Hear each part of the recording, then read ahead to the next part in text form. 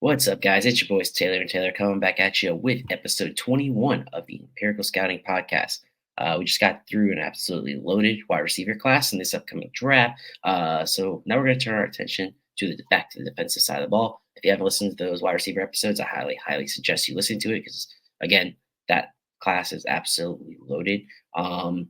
But on the defensive side of the ball, it's not the most noteworthy position, especially when it comes to the NFL draft. But there are some true dogs in this class, and I am talking about the defensive tackle position, the glue of the defensive line, as you would say.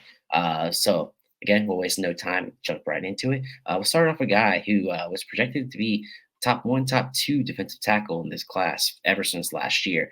Some people may not have heard of him, but anyone that's doing mock drafts definitely heard of him. That's going to be Johnny Newton, 6'1", 5'8", so 17th percentile height. I didn't realize he was that short, to be honest.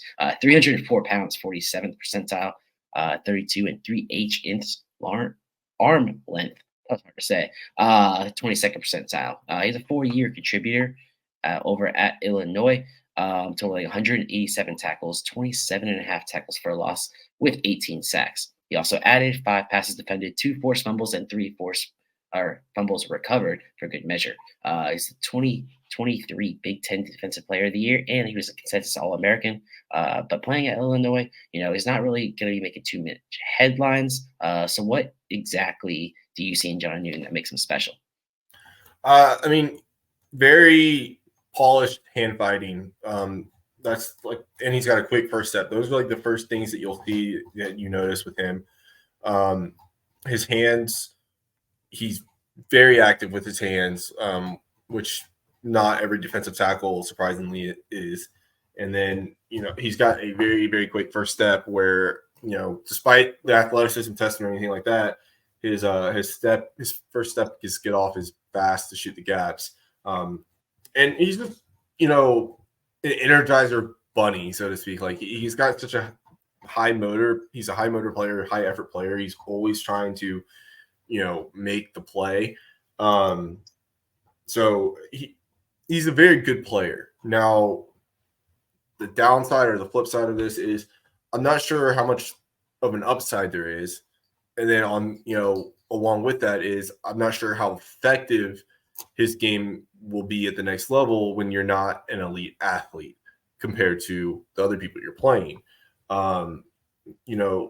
He's probably an average to below average athlete overall. He's a smaller defensive tackle. So when you kind of pair those two things together, once you're in the NFL, are you going to be this high impact pass rushing into your player still, which, so that's my concern is Aaron Donald's an elite athlete in the interior level. And, I'm not trying to say every first round DT needs to be Aaron Donald, but for me, DT is one of those devalued spots where I don't want to spend a top pick on it because unless you're bringing something special to the table on the interior, I don't necessarily have a big interest because I think I can moneyball the position, so to speak, with later round picks. And that's why Newton in the first round is a bit rich for me right now. No, and I get that because it's one of those things where you could find a guy to take up blockers and run stuff, but if you're going to spend such high draft capital on a defensive tackle, you kind of want to get that pass rushing production. That's really what you attribute to a first round, especially defensive tackle, but let alone any defensive lineman, which is why edge is a very premium position, while defensive tackles, you maybe see one every so often in the first round. Rarely do you see more than one, unless there's just special talent. I still see Johnny Newton, projected to go in the first round by a lot of people. End of the day, gun to your head, do you think he's going to end up there, or do you think he's going to slide around too? I could definitely see him getting into round one. It's so hard to tell because I think if you put gun to my head, I think the NFL is going to be closer on my grade evaluation than what the media kind of is or the general public will be in terms of I think they'll kind of consider him a second round player. But, like I like to say, there's only 15 to 20 first round grades in any given draft class. So those second round players, that second tier of players, they start falling into the first round because somebody's got to fill out that 20 to 32 range. So gun to my head, like it's so hard to say that where I think he's going to fall. If I had like 20 to 50, I know that's kind of a large hedge, but that's kind of where I'm at with him. Is where that's like your next tier. So you think it'd be more like I mean, I see you say you have Maurice Hurst as your comp, but do you think he's gonna be more like that Mozzie Smith type situation where it's kind of a shock he went day one, but at the end of the day he went day one? No, because I don't think anyone ever really thought of Mozzie Smith as that day one player, especially like after the whole process played out. I still think there's going to be like for the most part, I don't even think Mozzie Smith was considered like a top 50 player overall. Like, I think, but I may be wrong on what I remember. It ranged from what I saw from like 30s all the way up to like 70s. It was a huge range for him. That's what defensive tackles are. Like we said, like you can moneyball that thing. So unless you're really high on fall, like in general consensus, like in that 20 to 40 range. So I think if he gets taken in the late first, like it won't be a surprise. But it also kind of like depends on how the draft shakes out with teams trading up for what they need and stuff like that and who falls. But I won't be shocked if he goes day one, and then I won't be shocked if it's like, he gets taken in the 40s. Yeah, midway through the third, and he comes off, or second, sorry, and he comes off the board. Yeah, you think he's just an overall safe kind of player? Yeah, like I think he's somebody that tackle. Yeah, I think he's a super safe like player that you can take and is going to be a productive like contributor or like a startable, rotatable player. I don't necessarily see a high ceiling where like I don't think I don't ever see him being like a market resetting type of player.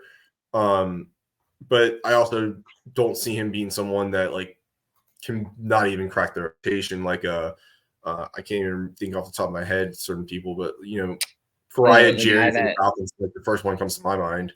I was gonna say the defensive tackle from South Florida that we drafted in like the fourth round, like Sanat, Sanat couldn't even get on the field for us. I mean, and Mozzie was barely playable for the Cowboys last year. I think he's safer than Mozzie in a lot of ways because he's a lot more polished in terms of technique. So, yeah, I think he'll be somebody that's productive and like playable. Okay. So we're going to turn our attention, kind of head down south. There's a duo down in Texas that kind of have made headlines for better or for worse, depending on who you're looking at. But we're going to start with the guy on the screen right there, Byron Murphy, 6'1.5", second percentile, so it's very short, but 297 pounds, 28th percentile, 32 and 3/8 arm length, which is going to be a 22nd percentile. He did do some stuff at the combine. 4.8740 with a 1.69 10-yard split, 91st percentile and 83rd percentile, respectively. And he put up 28 reps on the bench press, so 57th percentile. 3-year contributor with the Longhorns, totaled 70 tackles, not sacks. That would have been impressive. 15 tackles for a loss and 8 sacks. Definitely a freak athlete. We saw that at the combine with his 40 and his 10-yard split. A lot of people have anointed him as that defensive tackle 1. Are you on that same page? Yes. Yeah. He's my defensive tackle 1 pretty easily. Noonan's my 2. And the reason being what really separates them to me is I think Murphy shows that exactly what I was talking about missing with Noonan. Murphy shows that explosive, elite athleticism that I really want and for interior players. Yes, he's smaller than you would like, ideally. Yeah. But dude is wicked athletic, and he's he's strong despite being smaller. So, like, yeah, like there's going to be plays where he's pushed around by big linemen that are, down blocking him or something like that. But you can see him on film, hold his ground and dig in to anchor himself. And he does so in a very strong way. And then you get on top of that, the fact that he's so athletic that he can penetrate, on the blink of an eye off the snap, that, he's got that upside of being a interior wrecking ball type of player that is a struggle for a team to block. Which, it gave me Grady Jarrett vibes watching him, and I genuinely mean that. I don't try to say that as like an Atlanta person, but like watching him really reminded me of when Grady's on and at his best, and like really, and he's got the green light to rush and penetrate. That's how Murphy felt to me. And then the flip side of it is Grady's not the biggest guy, and that kind of is why he fell in the draft. And I don't think the NFL is letting that kind of stuff happen as much anymore. They're not letting these smaller defensive tackles that are athletic fall as often because they've seen how Aaron Donald and Grady Jarrett panned out at the next level. So, I'm big on Murphy. I like him a lot. Looking at Grady Jarrett's stats, he's an inch taller, a couple pounds heavier, ran a slower 40 time, over 5 seconds at the 40, but the 10-yard split is exactly the same. So it's very what matters. Close comp. Yeah, exactly. Again, because you're not running 40 yards as a defensive tackle, let alone a defensive lineman. But you shouldn't be, at least. But no, I agree. Like, he's a guy that has that extra oomph that you were talking about. We've talked about that at other positions as well, where it's like if you don't provide like anything more than just you're good at this, but you don't have any like an elite trait. It's hard for me to kind of like you, and I see it. I've seen the athleticism, going into looking at some of this film. It definitely explodes on film. That first step is very quick, and like you said, he can fight around those blockers, even those big boys. Those 340-pound guards. Like he's pushing them around a little bit, but he also has that speed and quickness to where he can get past you, and I think that he provides that kind of pass rush ability. Honestly, I don't really remember Grady Jarrett in college. Obviously, I do in the NFL, but I think he has he could have a little bit more pass rushing upside than Grady Jarrett has. And we both know Grady Jarrett is a really good pass rusher when he's able to really spin his ears back. Like very, very good. Yeah, especially when he's got now the key, like for Grady Jarrett, and the key for any interior lineman that isn't in Aaron Donald or JJ Watt, it seems like, is having guys around you that can kind of take the pressure off. So Grady's great when he's got someone that can kind of takes attention away, so Grady's not constantly being doubled. And I think that's going to be a key for Murphy too, at least at the beginning of his career. If he's on the line with people that can kind of pull attention away, so he's not always being double teamed, at least while he gets his feet wet at the next level, that's going to be a big key for him being productive. Because like JJ Watt and Donald were freaks of nature that could fight through those double teams pretty easy, but not everybody is. So and that's a whole other category we don't know when the next time we'll see that. So that's very special. But we're going to slide it over to his running mate over at Texas and talk about another guy, Devondre Sweat, kind of complete opposite end of the physical spectrum. 6'4", 1/2, 83rd percentile, 366 pounds. Big old boy, 99th percentile. At 33 1/4 inch arm length, 52nd percentile. He ran a 5.27 40 with a 1.8 10-yard split. So 15th and 22nd percentiles each. Again, especially a guy like this, not going to be running too far. Even though he was saying he's going to run quicker than a 5-second 40, and he didn't. I was kind of hoping he would. I like to see those big guys do that.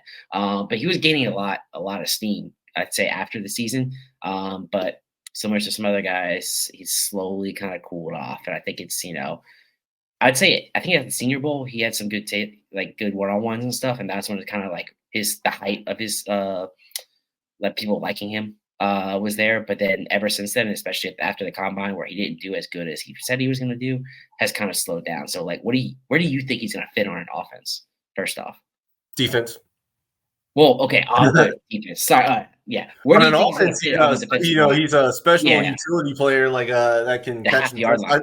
Actually though, I think like that image I have up there is like from him catching a He touchdown did. pass. No, I was gonna say, I think that might be why I said offense, because I was looking at that and I remember him I mean, catching a touchdown pass. he's striking the highs and everything. Yeah. But Yeah. so I mean, so I like Sweat a lot for what his role is or should be. But I do think you got to temper expectations with it. Like people come with the idea that this guy's that his size is this elite asset that is also allows him to do so many things while he's rushing the passer, and he's not a pass rusher. He really isn't. He's going to be a two. Like unless something drastically changes, he's a two down type of player for me, a first and second down player for me, in a goal line type of situation. Like John Jenkins is a guy you should remember well from your time. Yeah, I do. He's a good run stuffer up the middle who he's too lumbering of a player, even though he moved well for a person his size, but you have to do that, contextual asterisk for his size.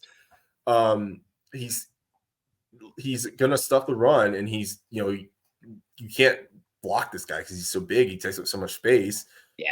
He's so strong, but he's not ever like gonna he have that just leans on you. He's gonna lean on you, Yeah, he's never gonna have that twitch that's gonna blow by people. So his sacks are always gonna be like, clean up, coverage type sacks situations, or a situation where the interior lineman in front of him is just so can't handle the strength at all, and he's just pushed around very easy. And the added part on top of this is like, so the red flag I had there's conflicting things about him for his time in at Texas.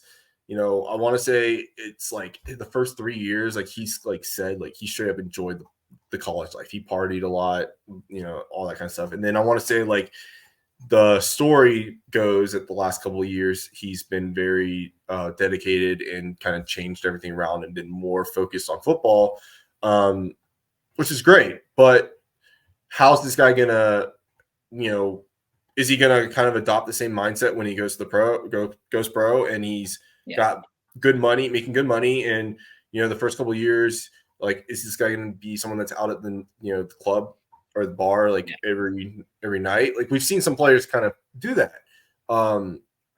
So it's like, is this guy gonna be a guy that's working hard and keeping his weight in check, or is he gonna be having fun with money and blow up and be over 400 pounds and not have any gas tank at all, pretty much? Yeah, and I think the weight thing is going to be one of the bigger issues, because to me, he's just going to be a cog in the middle of the defensive line, take up 2, maybe even 3 blockers at a time, like guys on the edge, or even your running back at defensive tackle have a one-on-one so you can get to the pass rusher, take up that space so running backs still have clear lanes. That's just going to be his role. Now, that can quickly get out of hand if you're not taking care. You want to be big, like you still have to be big in that sense, but it's that fine line of like just how big and how athletic can you be with that size. Because to me, like like a Vita Vea, like I don't see him being like a Vita Vea. I mean, Vita Vea was like way more athletic to me at that size. Yeah, people comp him to Vita Vea, and it's just like Vita Vea. I had one incredibly rare for his movement abilities for that size, and Vita Vea was like 30 pounds lighter too. Okay, he looks too. Yeah, but I had a guy, and I want to get your thoughts on this. John Jenkins is actually another good one that I like, but I had a guy, another Falcons shout out from, I believe, the Super Bowl year, or was it right after, right before? I can't remember if he was actually on the team or not. Dontari Poe. Dontari Poe. That's what I saw when I looked at him, because that's all Dontari Poe really did. Remember, he just was there in the middle of the line, just kind of to take up space, and it worked. But to a degree, yeah, I do kind of see and like I see the Vita Vea thing too. I see why people say that. So the reason I went with like John Jenkins, John Jenkins was like 30 pounds lighter too. But the reason I went with him over like Vea or Poe is because I think Vea and Poe were very uniquely gifted in their movement abilities. They were very fluid athletes for their size, and they can move very, very well for their size. I don't see that with Sweat as much. Now, like Dontari Poe in the Atlanta time period, like he wasn't the same athlete he was at the beginning. So No. yeah, I kind of can see what you're saying. But like John Jenkins was a lumbering guy, and like yeah. I don't think he offers that fluidity that Vea or early Poe did. Another like Falcon guy I can kind of throw out to you that you will remember is like Paul Soliai from a few years ago, like very big interior guy, but he's not much else. Like Jordan Davis, like even Jordan Davis or like Haloti Nada, they had like really rare movement abilities for their size. So that's like the big differentiating factor for me. It is. It's just there's still a role for them in the NFL. Like all those guys, for sure. There's still a role. You still need them. It's just. But this is not a guy that draft. Yeah, I mean, this guy's going to be in the NFL for a long time. John Jenkins is still in the NFL. Yeah, I know. I randomly will see him get a sack or like a tackle, and I'm like, oh my god. Yeah, but like, think like this guy to me, like Terrence Cody, I think flamed out, but like instead of like TJ Barnes, but this guy is the kind of guy that's you're gonna draft him, and who knows if he even makes it to the fourth year of his rookie contract. But another team's going to keep signing him. He's going to keep getting at least veteran minimum deals, if not slightly higher, until he's in his like mid 30s and, or until he can't stay in shape. Yeah. I mean, you can't teach that size. So that's going to be the reason. But speaking of defensive tackle at the combine, we go from a guy who kind of disappointed at the combine, I should say, with T'Vondre Sweat, and a guy who just made headlines, and that's going to be Braden Fiske. 6'3" and 5'8", 61st percentile, 292 pounds, which is the 17th percentile. So he's a little bit lighter, but you like to see that 6'3" height. 31-inch arm length, which is only the third percentile, so shorter arms. 4.78 40 with a 1.68 10-yard split. 97th percentile and 93rd percentiles each. And that's the headlines that we all saw. He did add a 4.37 20-yard shuttle, which is the 91st percentile, and he put up 26 reps on the bench press as well, 41st percentile.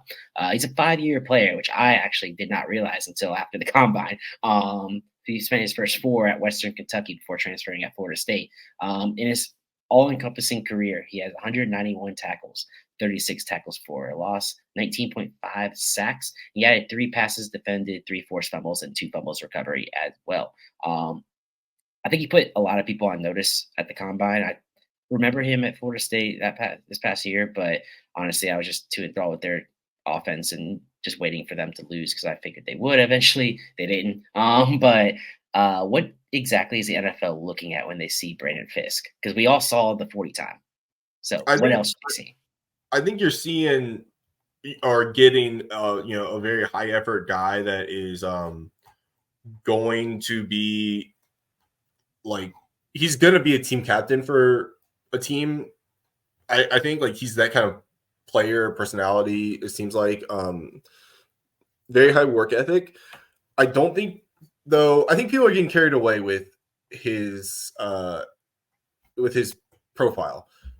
Very explosive, obviously, very athletic, but you can be that, and when you're not getting wins as a pass rusher, it makes it hard for me to want to invest in you as high as people are wanting to do it with Fiske right now. I will say, on that note, seeing 5 years of actual playing time, including 4 years at a lesser conference, I should say, than Florida State, and he doesn't even have 20 sacks total. Like total sacks.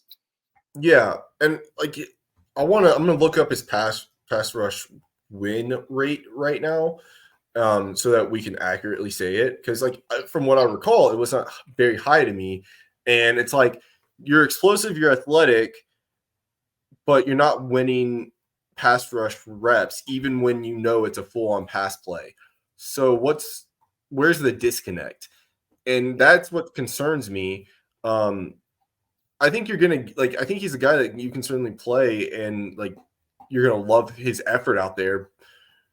But like, I hate to keep saying something like this, but like a Falcon comparison to this is like Corey Bierman back with the Mike Smith days, where he was always out on the field. We hated seeing him on the field, but Mike Smith loved the guy because he was a freak athlete that gave a lot of effort.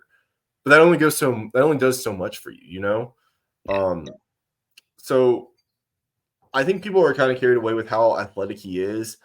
Yes, he's athletic, but we've seen like before, it's well established. Like you got to be able to do a little bit more when you're an undersized defensive tackle, even if you are a freak athlete. Like Aaron Donald is so good because he's very polished technique wise, on top of being the athlete that he is. So that's just kind of where I'm at with Fiske. It is good to see that your biggest strength though is his motor. Because if you're gonna be a little undersized like that, you gotta have a motor. Like you have Yeah, to. he's a hard worker. He is a hard worker on the field. Yeah. Like I don't mean that in the like ironic. Yeah. That is, yeah. No, I like to see it, and combined with that athleticism, I do think there's something there. I did want to ask, like, where is he ranked as far as your defensive tackles? Because after the combine, he was shooting up boards, but I think some people are saying round one still, and I mean round one defensive tackles are already kind of weird. Yeah, he's my defensive tackle 8 right now, and I'm not all the way through. I'm through most of the big name guys at this point. Mm-hmm. The only there's a couple of guys I think that I could see potentially, being higher than him. McKinley Jackson's like the main one right now that I haven't graded that I think could, but he's my defensive tackle 8. So you're not really too high on him. No, I mean, he's going to be a top 100 player for me, but he's not going to be I'm not anywhere near round one. And then for reference, what I'm talking about, his pass rush win rate on all passing or all reps was 6.9 or 8.9, 8.9. And then for true pass sets, which PFF has true pass sets as it's a pass play no matter what, and then they take out screens and they take out play action. So this is third down, third and long. It's coming pass. It was 11.4 was his win rate for that, which ranks 84th for 2024 draft class defensive tackles that have a more, which, and I have that set on a minimum of amount of snaps too. So it's pretty low. And you take off the draft year thing, so it includes underclassmen. He's at 175. Jeez. Yeah, I didn't realize he was that low. I mean, I knew he didn't really put up the stats, but just figured the effort was there. And it is there. It's just it's not turning into anything. Effort can only do so much. Like I know some people are it doesn't always matter about the sacks, just if you affect the quarterback. And it's eventually you can't just keep affecting the quarterback and not hitting him, getting contact, actually pushing him over off his line. Like you can get around him and then just go around the edge. The tackle kind of seals you off, and then you're done. There's only so many times you could do that before I'm like, okay, I need to see more. PFF also has it's called PRP. It's a formula that they say combines sacks, hits, hurries relative to how many times they rush the passer. So it's kind of just a catch-all way for them to measure productivity for pass rushing. And even taking that into account for Fiske for 2024, on true pass sets, he's still borderline 20 for 2024 players, and then overall, including underclassmen, he's in the 40s. So it's it's mediocre there. Yeah. Okay. So overall, just kind of mediocre. But we're gonna move on to another guy who didn't really put up the stats like that on paper, and I'm interested to hear your thoughts. Next two guys are actually gonna be bitter rivals as well. So we're gonna start it off with Ohio State's defensive tackle Michael Hall Jr., 6'2" and 3/4, 36th percentile, 290 pounds, only at 13th percentile, 33.5-inch arm length, 67th percentile. He was really a 2-year contributor with the Buckeyes. He totaled 45 tackles, 10 tackles for a loss, 6 sacks, and a single fumble recovery. The potential is there. I've seen it. You could see it. That Ohio State defense, there's usually a lot of guys there, so it's hard especially for a defensive tackle to stand out. Do you think, in your opinion, that it's more so the talent around him that kind of took away from his stats, or do you think there's more that you need to see from him? I think it's a little bit of both. I came away from watching Hall this year a lot more impressed than I was from watching him last year. which, I think I was in the minority big time on not loving his stuff from last year. But, Hall's got the testing from the pro day shows up on film. Like, he's got that. He's very fast and explosive. And, the guy can be a menace as a pass rusher. He's got that upside. Now, the other side of it, though, is he's got an injury history. And, like, even this past year where he played, like, all the games, I think, or most of the games, like, he still had lingering issues that showed up throughout the year. And then he wasn't able to test the combine. So, like, the big thing is, number one, is this guy going to be able to stay healthy? And then number two, similar to Murphy, he's small for an interior defensive lineman. And you see him get pushed around a bit. And so, when you take this guy and you play him, I think you kind of have to, be aware that this guy is not going to be your run stuffing three tech. He's going to be a guy that you need to pair with a nose tackle that can really help with the run. But he shows a lot of flashes. I mean, I think it wouldn't surprise me if this guy ended up being the best defensive tackle from the class at the end of the day. Yeah, I can see it. He has the twitch, like you say, as your biggest strength, and like you can see that he has that pass rush like win ability. I wish I would have seen it more. Injuries kind of derailed it, and plus, on that defensive line, they have a lot of talent at Ohio State, and it's hard for a single person to really put up the stats needed, like especially some other people might have. I did see that on his pro day he ran a 4.75. Is that correct? I saw a range of like that 4.78. So it's somewhere still like 4.8, less than 4.8. Like 4.8. I mean, that's fair. For a guy that's 290. I would say that's pretty impressive. No, for sure, for sure. That's pretty dang impressive. I need to go back and look at some of the how he looked. Because at 290, running that fast, I would hope that it looks smooth. I just want to say, I think at the pro day, he actually, when they weighed him, he was 299 at the pro day. He weighed 290 at the combine and then ran the pro day at 299. So, take that into account too, I guess, when you're considering the 40. Mm-hmm. No, I mean, and obviously the 40 isn't everything, especially it's really nothing to me for a defensive tackle.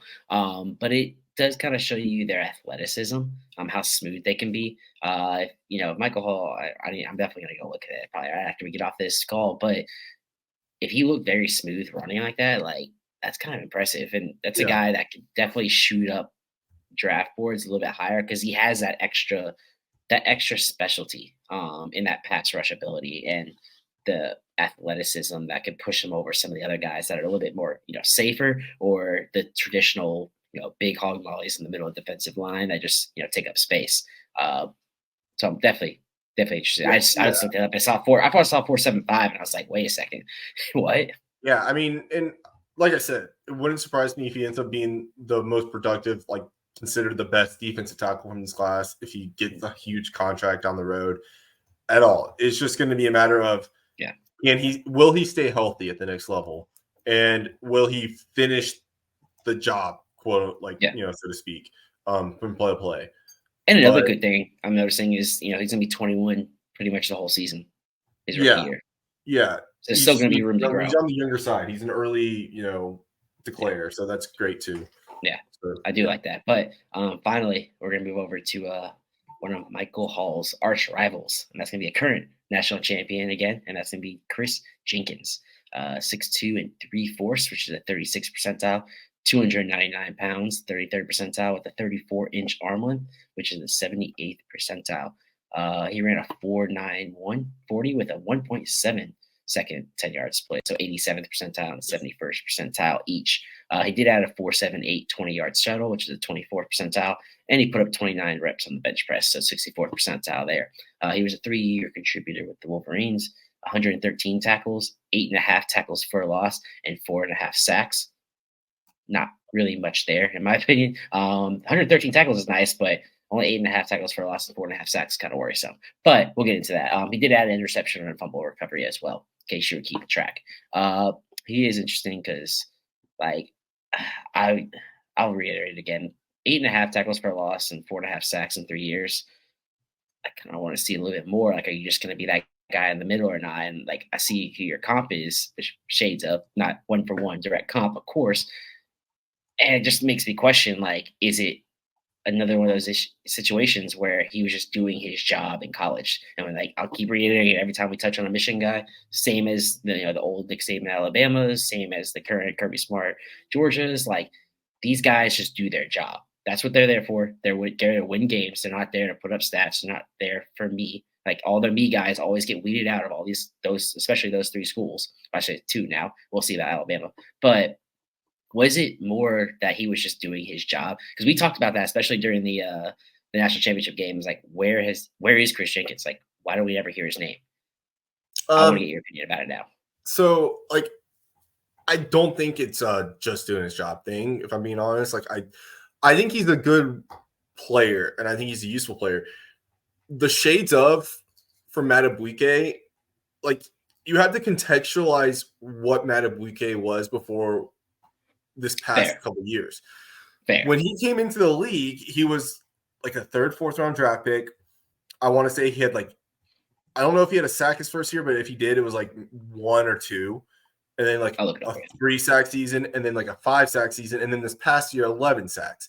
He's developed big time in Baltimore, and it's been a process for him. Okay, yeah, you're pretty much spot on. It's 2020, 10 games, 1 sack. 2021, 15 games, 2 sacks. 2022, 17 games, 5.5 sacks. And then this year, 17 games, 13 sacks.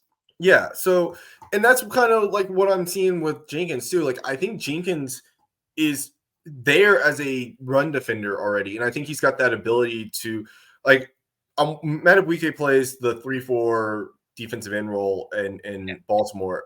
Jenkins was playing more of that 3-tech kind of at Michigan, I want to say, but like he can profile as a 5-tech. He can slide out the 5-tech easy, in my opinion, and he's shows the skills already that are requisite for being a good run defender. He can deconstruct blocks. He can handle one-on-one. He plays with a great pad level, and he's got a motor. So he's a good run defender already.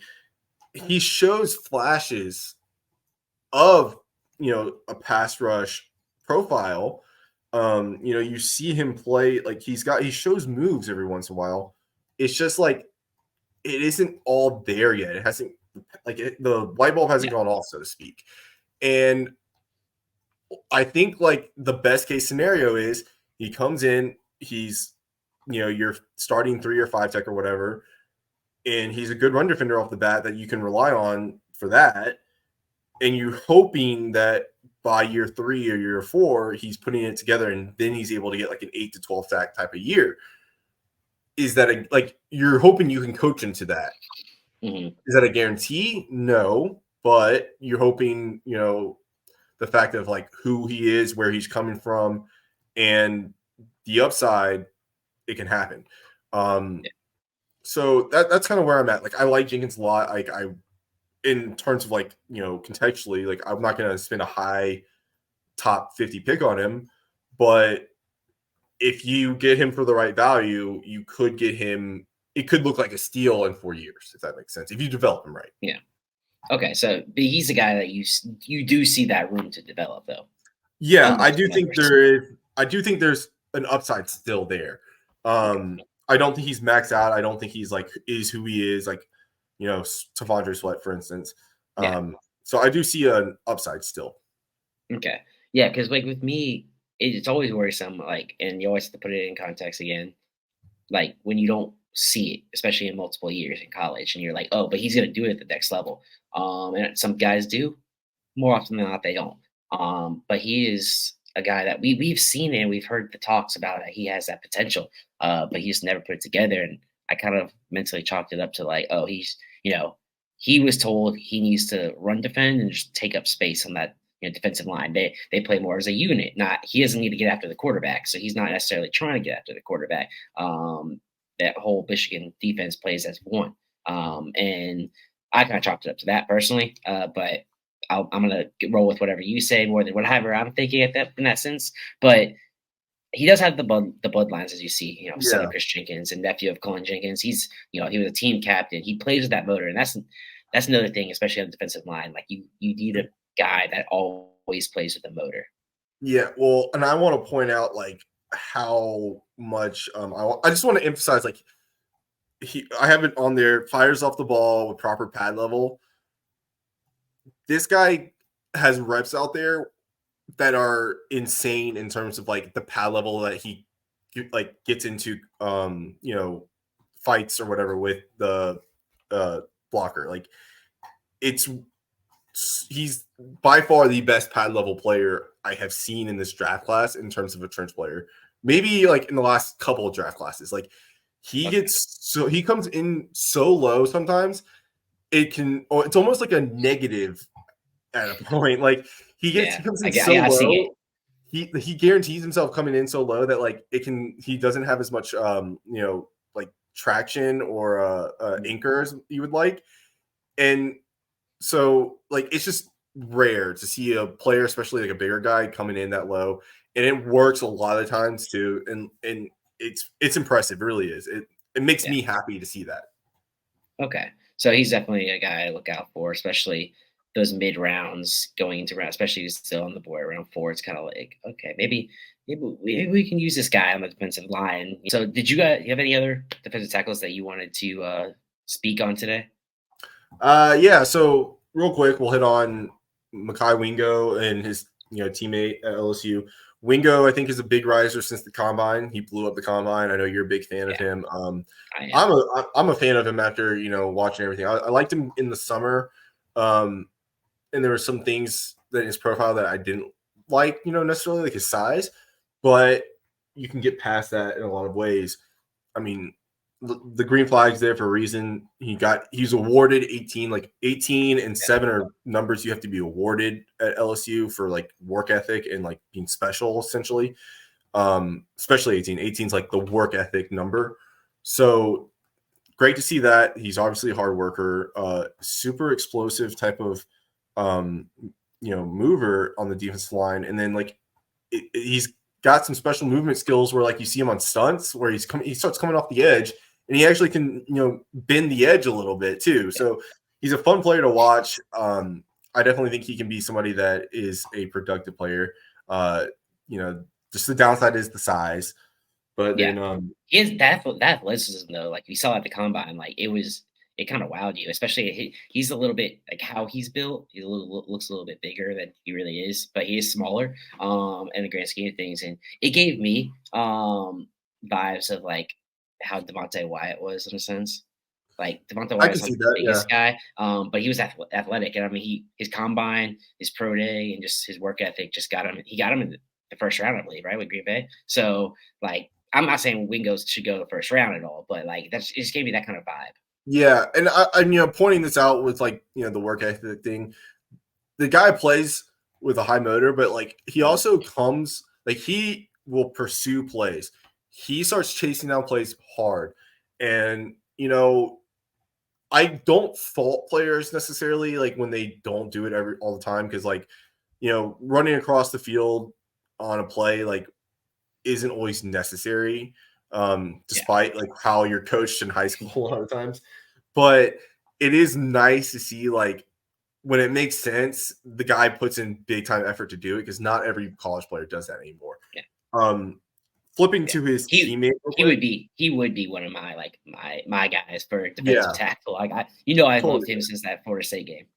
Totally fair. Flipping to his teammate, had a bit of a disappointing year this past year. Like he came in the year, like most people considered him just like the de facto number 1 tackle.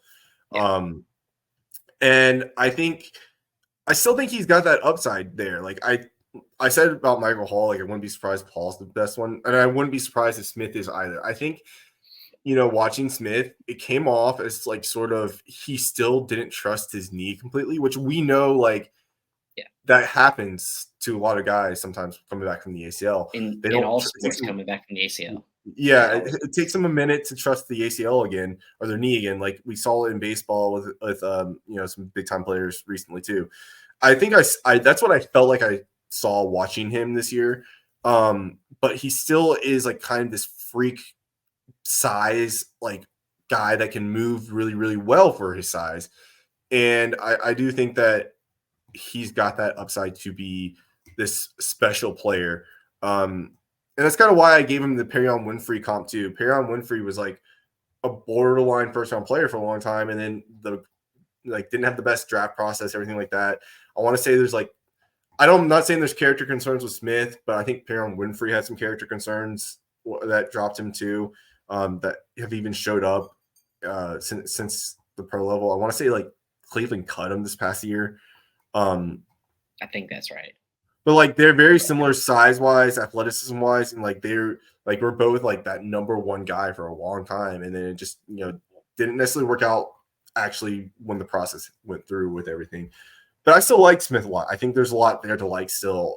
It's just gonna be a matter of what there is to him. Yeah, and I mean I'm looking at his combine numbers, and nothing really wows, all in like the 40 to 50 percentiles for like the splits. His shuttle is 40. But I think there's more. Like I think he has more. Like you said. Like, I think wonder how much he's that still is. trusting that knee. Yeah, I wonder how much that testing is a result of the knee not being like his completely comfortable yet. Because like he looks more athletic pre injury than he does post injury, and the testing doesn't match up with like how he looked. I mean, so either the knee injury is just like a lot worse than we know, or he just doesn't trust it and he's still getting back to it. So well, it's a mental thing. You see it all the time. Like your knee could, be at 80, 90%, but you're mentally believing it's like 40 or 50%. You take it easy. Like you're not trying to cut. You're not trying to stick your, foot in the ground and move. Like it's you take it easy. I think he played with big knee brace too this past season. And I think from what I understand, like a lot of guys, it's like one of those things where like you either hate it or you love it. Like you can't, like you love the stability that it can provide. But I want to say, like, from what I understand, some guys just can't stand it because it feels so stiff to them. I don't know. I never wore one of those braces. I've never put it on. So, everybody may hate it for all I know. And then we'll move to the last guy to hit on, Leonard Taylor. Kind of disappointing testing once again. I want to say like he was kind of a surprise declare too. Like he didn't have like the best season this past year as what the hope was for his like recruiting status.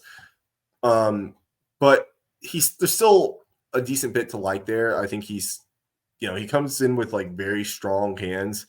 That's like the number one thing that stands out to me for sure with him is like he comes off the snap with his hands firing into the frame of the blocker and like really trying to control and deconstruct the block, which it's very clean there. It's just going to be if he can kind of just put it all together, because like his college production was bad. Like we were talking about it with Fiske. Like Taylor is not good, but it should be better than it was. He looks like it should be better, like just like as a physical player. Yeah, I mean, and if you turn it on the film, like you see him like getting, winning reps and such. It's just not turning into sacks or tackles enough. That's really not. I mean, I'm looking at it right here.